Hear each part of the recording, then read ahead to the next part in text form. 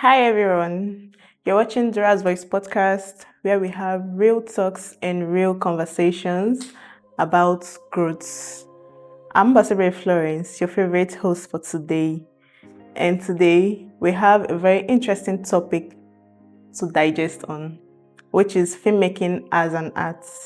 Yes, I know that feeling, right? I know we've done this before, but doing this today, I'm so happy and so pleased because I'm so happy doing it with, permit me to say, a specialty.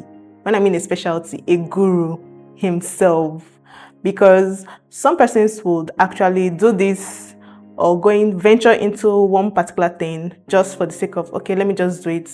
Maybe for what I'll gain, or maybe let me just do it because I see people doing it. But this particular person, believe you me, he does this and is still doing it for the sake of passion. He's one person I admire from all what I've seen, heard, and read about him. He does this for the sake of passion. Like, he's so passionate about his profession. He's from Rivers State, Nigeria. He is not just a director, but also a cinematographer and a producer. He is a director and also a member of DGN, Directors Guild of Nigeria. And as a cinematographer, he is a member of CSN, Cinematographers Society of Nigeria. And he studied filmmaking in NFI, National Film Institute, Jos. And also he had his master's degree in University of Port Harcourt. Isn't that sounding great already? Okay, he did a filmmaking program in studio school. I know you all want to know where. He did that in the US. He has a blend of both Nigerian and international cinematic programming. And also, he is one of the founding fathers of AGN in River State chapters. And he is no other person than Mr. Ejim Fortune Kezi. Welcome, sir.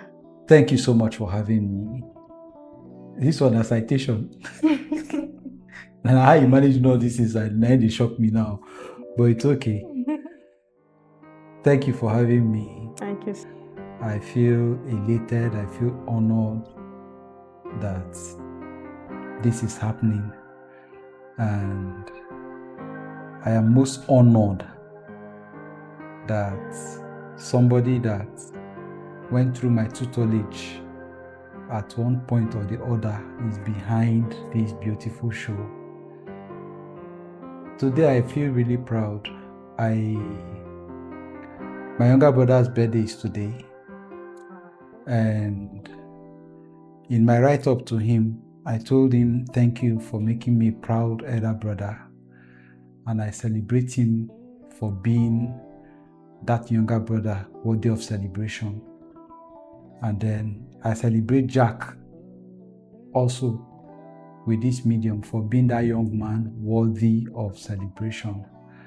But I am happy that in my little time on earth, I've been able to touch a few things and a few people, and I feel most honored. Thank you for having me. You're welcome, sir. Thank you, sir, for honoring our invitation. We are pleased. Okay, a quick one, sir. Can you please walk us through your journey as a filmmaker? Just a little bit of it. My journey as a filmmaker. All right. As a child, playing with other children in the neighborhood, I always liked plays that were aircraft oriented. And I grew up telling myself that I was going to study aviation and I was going to become a pilot.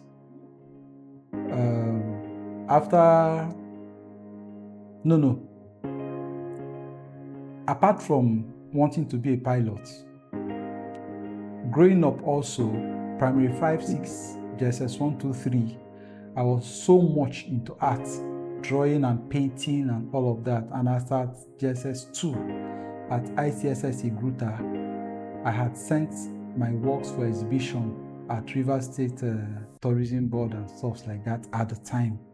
I was privileged to have an art master in my early secondary school days, JSS 1, 2, and 3. So he helped to harness that part of me. I was looking at images like pictures of people and stuff, and I drew something that was pretty close to whatever I looked at and drew. I painted and stuff like that. In SS1, I went to Bishop Crowder Memorial Secondary School, Rubiakani. And because I had the mindset for aviation and all of that, Bishop Crowder was hot. I think we had at least 10 classes every day. All the teachers, in fact, as teacher A is rounding off, teacher B is waiting at the doorpost. They crisscross and the next comes in like that. It was fire, assignments and all. So this played down on my drawing and art part. Because of the schedule in school, I didn't have time anymore to go back to drawing. So that's how my journey as a science student began. SS2, I was to choose courses as it were at the time, where you choose to be a science student or an art student, and I went for the sciences. However, in SS2, it was a new school, Government Army Secondary School, Lelele, where I lived as a science student. Well, the abode or where the social prefect at the time, the dramatic president, and a lot of other guys that made social life what it was on I was going to say campus, but that was secondary school, at school at the time.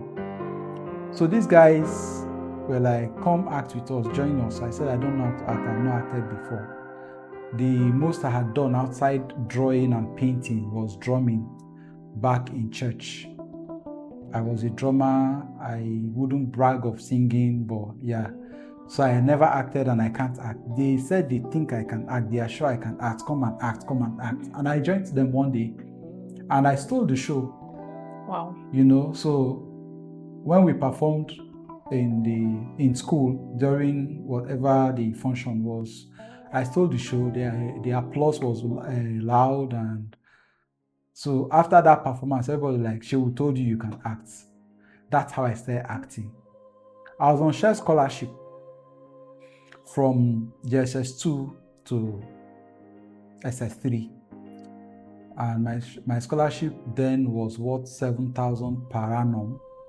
When the last payment for my scholarship was made, I used the money to buy a camera. Part of the money to buy a camera. Now, you would want to ask, why did you buy a camera? As a child, I loved pictures a lot. As at JSS2, I started taking myself to the studio to pay and snap pictures. JSS3, SS1, 2, 3, each time I was given pocket money, more than half of my money went to the hands of photographers because I'll pay and I'll take pictures. So at this point, I was like, okay, when I realized that at the time, to print a copy of picture was 20 naira, to buy a film, that was when they used the film, celluloid, the celluloid strip, not now that is digital and stuff. So printing a copy of picture then for professional photographers was 20 naira, a film was 100 naira and stuff. So I was like, okay, because I was paying like 50, 70 naira per copy then. So I was like, okay, if I own my camera, I would have a copy of picture at an average of 30 naira thereabouts. So why not I own my camera and I can have as much pictures as I want? Little did I know that I was beginning a career for myself. So I bought that camera. The first picture I took, even before I bought a camera, was my kid brother and sister when they visited me in school. And the picture was so composed, like it was snapped by a professional that had gone through some tutelages and all that. Nobody had ever told me anything. I just borrowed the camera from the photographer at the time. I said I like to snap, and I framed and I snapped. Okay, so fast forward. Secondary school came and gone. I did my three secondary schools outside of my hometown. I'm from Isoko, the headquarters of Ikwe local government area of Rivers State. ISSS Igluta, Bishop Crowder Memorial Secondary School, Rubiakani, Port Harcourt, and Government Army Secondary School, Lelele. So when I came back to Isokpo after secondary school, yeah, it was my hometown. I grew up there, but because of this long time that I've been out in the name of secondary school, and each of the places I schooled, I practically lived in those places. So my hometown was a little strange to me. Some people I knew have left. Some new people have come, So that blend wasn't there outrightly. So I spent a lot of my time at home watching home movies. And then when there is power failure, I get really, really bored, or I got really, really bored. That's when I started knowing the Nollywood actors of that time, directors, and at the time also that I was watching Nollywood films back to back, I got to know the cinematographers, Ngozi Nkebako, Mohammed Abdullahi, Solomon Bemoto, Solomon Woko, Jonathan Bemoto. I think these names are about 4 or 5 of them. If I go to hire a film from the video club or a movie from the video club at the time, I look out for these names. Any film shot by these names I mentioned, you are sure of good pictures. So even when I had not gone into filmmaking, I had an eye for very good pictures. That's also when I figured the names of Lancelot Odua Ibanswen, Teko Benson, something Ebere, Andy Amnechi. I figured some good directors and cinematographers. So each time I was particular about who directed and who shot the film, because I had in mind that I needed to see a good film and I didn't want quacks. Anyway, we'll come back to this part. One fateful day, there was no light, I was bored. I had a film in my camera that I had loaded and I came out with it. I was like, who go snap? One copy, 13 naira. At this time, photography in my hometown was basically you take yourself to the studios, pay, snap, and go back after some days or a week, as the case may be, you go pick your pictures. So I announced, who go snap 13 naira in my compound. You dey snap picture? Which day begin snap picture? You sabi snap? Who go snap 13 naira? If you want snap, snap. You go fine, no worry. I sabi snap. So a few persons volunteered. It took me 2 weeks to wrap up that film of 35 exposures thereabout. So when I finished the film, before I finished the film, before I exhausted the film, I had spent all the 20 naira advance, 30 naira outright payment, 10 naira advance, all the money I had been given ahead of time. I had spent all renting movies and watching. So when it was time to process the film, I didn't have money. I went to my mother. I told her, please give me money. Let me go and process the film. Jejely and wildly, as a sweet mom that she was and is and will always be, she gave me 1,000 naira, from which I paid my transport to Port Harcourt. Then in Isokpo, Port Harcourt was about 50 naira, 50, 60, 70 max.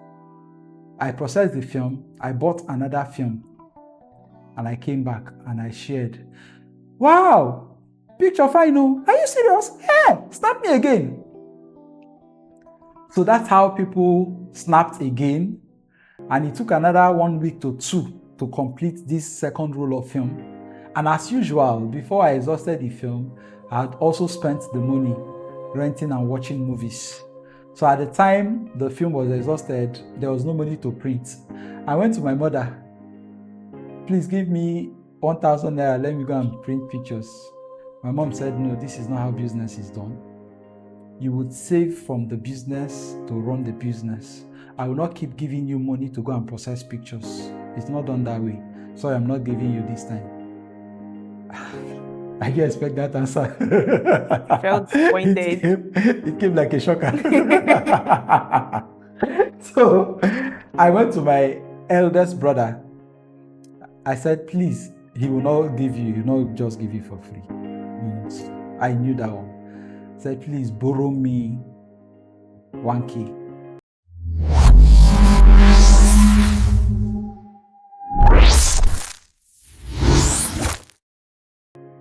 And I went back to Port Harcourt. I processed the film. I bought another roll of film and I came back. I shared the pictures again and they were like, if I know. Cut the long story short, this is how I became a street photographer at Isopo, my hometown. So after this experience, I realized that, okay, 30 naira per copy will not fly, because I printed, I think for this set of pictures, I wasn't a professional photographer. The lab people didn't know me. I printed a copy for 25 naira. I bought a film for 100 naira. I developed the film for 100 naira.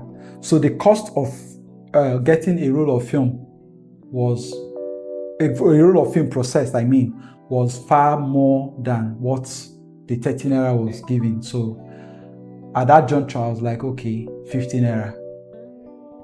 And I cut down on my screen time watching movies.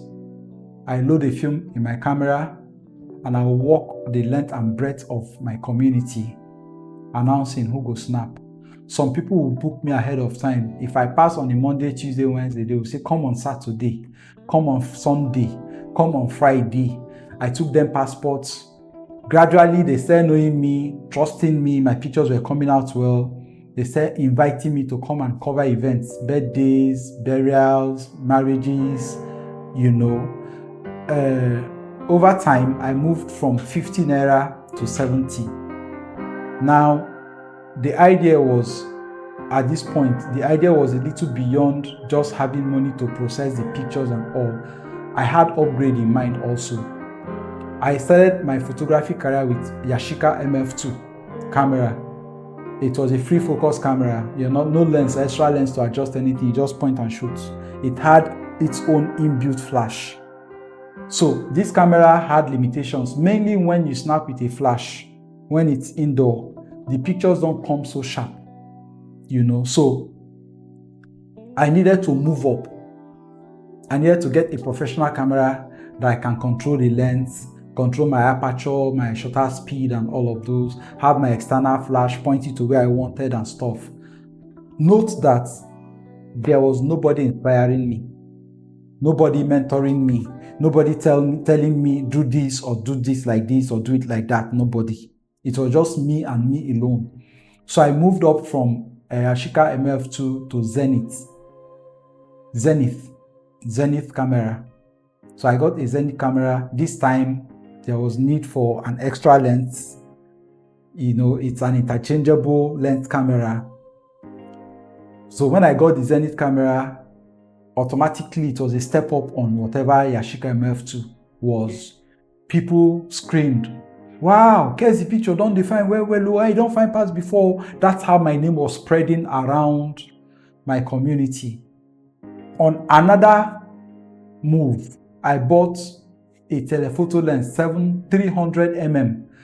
If you were on campus around the 1990s, 2000, there was a long lens most photographers use that will give you a very good bouquet, blur the background, and the image will stand out. Those cameras were strictly on campuses then, the University of Port Harcourt, University of Science and Technology, campuses basically. So I bought this lens and brought it to my hometown. I took it, that's the only time I felt I needed help. I took it to some guy that was an established photographer, in quotes, studio photographer. I took it to him and I told him to see me through. Unfortunately, this guy had not been privileged to lay hands on that lens. But instead of him to confess, sorry, I don't know how to use it, or I've not used it before, he tried to, and he ended up spoiling that lens. So when I realized that this guy doesn't know what he's doing, I took back the lens. I went through the manual. I took time. I basically developed myself by trial and error. That's how I started snapping with that lens. Then there was this new wave across my hometown. Guys, you don't snap campus picture for Isopo. So each of these times I upgraded my equipment and my pictures became much better. That's how my name kept re-echoing, and I lived at Isopo at the time, but I was in Port Harcourt very often, covering one wedding, one event or the other. So my name sooner than later grew beyond the shores of Isopo. And I must say that after my fellow, I was 17 when this was happening. 17, I became 18 in the process, and 19 followed. When my counterparts or colleagues or mates saw the success and impact I was making with this at the time, this inspired a lot of them to pick up cameras and hit the street as well. Some came to me for a kind of mentorship. Some didn't come to me. But in less than 1 year of Kezi in street photography business, I think I could count like 3 to 4 others. And as I speak to you now, some of them are still doing street photography at my hometown, Isopo. But it is on record that I am the first street photographer that Isopo knew. And sooner than later, the studio guys hated me. They hated me because I brought the services to homes. And my services were a little cheaper. And I so upgraded my cameras within the first two years, 6 months, that I started using a better camera than these guys in the studio. So my pictures became finer, of more quality than their own. So people left the studios and waited for Kezi. And when Kezi is now available, it has to be one of these other guys. So the studio guys hated me. Isopo girls played a major role in my career at the time. I always drop in there to take a photograph of students and come to Port Harcourt process and all that. I was on the road 10 a.m., 10 p.m., 11, 12, 1. There were times we would just give up, like, man, I to sleep for room Okoro because moto no day to go back to Isopo. Somehow God will send one good Nigerian. Somehow we'll get back home. As early as 6 a.m. I'm off. I need to catch people before they go to work. So I give them their pictures and get my money. I come back, I freshen up, I go to Isopo girls. I do till evening there. If I have to print pictures that day, I hit the road, I come to Port Harcourt, I go back home at midnight. The next morning I'm off. So that's how photography started for me. And within the period also, remember I talked about acting on stage and the applauses and everything. I went to that school in SS2. I went for interview. I was nominated for prefectship. And I went for interview and it was going well till one teacher asked me, what was your last exam? What was your records from your last exams? Results. I was like, was it overall second, third or something? He asked, in this school? I said, no, in my former school. That's when it occurred to them that I was actually a new student because I was so popular based on the acting and stuff. And of course, one of the brightest in class then. So I was very popular that they didn't realize that or remember that I was a new student. So that question, oh, you're actually a new student, then you cannot be a prefect. I had a teacher from my previous school who stood to defend me immediately. I was like, yeah, Fortune is a very bright student and all. They said, no doubt he's a bright student, no doubt he's qualified, but because whatever records and all are not from here, he's new here, so automatically, that one, no contest. They made me the dramatic president.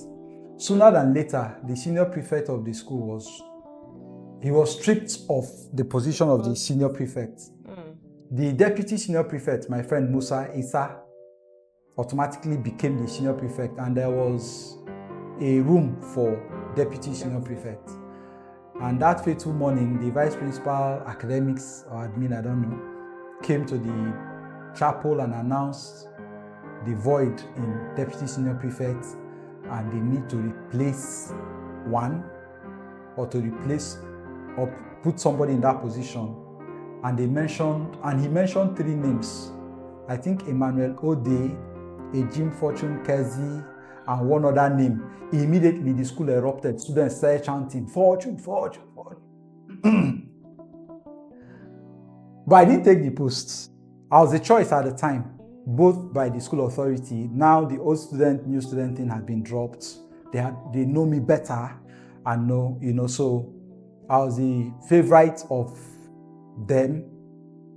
But Bishop Crowder was a very good school. We learned very well. But Bishop Crowder also left a mark in me. Punishment at Bishop Crowder was not child's play. Those guys learned how to flog specially.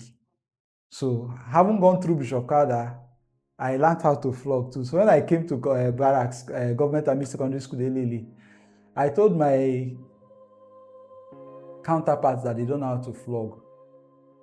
Each time I handled the cane, I was that senior student that as an individual, single individual, I could calm the school down no matter how chaotic it was.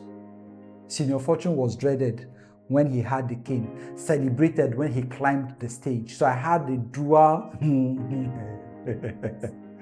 personality. So when this prefect thing was announced, I thought about it. Considering how ruthless I was with the cane as a non-prefect, and then prefects were allowed to punish and flog, non-prefects were not. So whatever I did as a non-prefect might be tagged illegal. So if I was who I was as a non-prefect, then as a prefect where I should handle the cane, I felt I might be a little too much. Yeah, so for my own sake, for my sanity, and for my safety, I declined on the post. But till today, some of my junior students, when they see me on the street and all, they still want to greet me as DSP. I tell them I was not DSP, I'm not DSP. That's by the way. So, the acting thing picked up from secondary school. That's why I came back here. And then after secondary school, while I built my photography career by one end, I also was the chairman and founder, president and founder of Unique Theatre Club Isopo. That theatre club bonded me and my friend till today, Priye Hamilton Amakrie. He was in my secondary school. At the time, at secondary school, it was his younger brother, Nengi, that was really close to me. But Priye was an actor and passionate about it. So that made us bond. So beyond secondary school, we floated Unique Theatre Club Isopo. And with Unique Theatre Club, we went around most secondary schools around the Ikwe local government, acting and collecting, was it 50 naira then or 20 naira or 10 naira, I don't know. Anyway, we collect money from students to come to watch us perform. So while photography was at one corner, Unique Theatre was at another corner, and that's how I kept my post-secondary school days going. I went to SBS at some point, but it was like a waste of time for me because most of the things they were teaching were things I already knew from secondary school, nothing new. So photography took the order of the day. At some point, I thought I should step it up a little, mainly from the perspective of acting. I ran into Mike Ogundu, who had just finished the movie Sakaba. Then, I didn't even know he was from my hometown, Mboyo. In the course of my photography work that year, that Christmas, I stumbled on Mike Ogundu. I went to him, I told him I want to act. He asked me, are you a graduate? Remember, I was a science student and I was going for aviation. I'll come back to that story. He asked me, are you a graduate? I said, no. Are you in school? I said, not yet. What do you intend to study in school? I said, I want to be a pilot. He said, okay, it's a fine course, but if I were to advise you, I think you're passionate about film.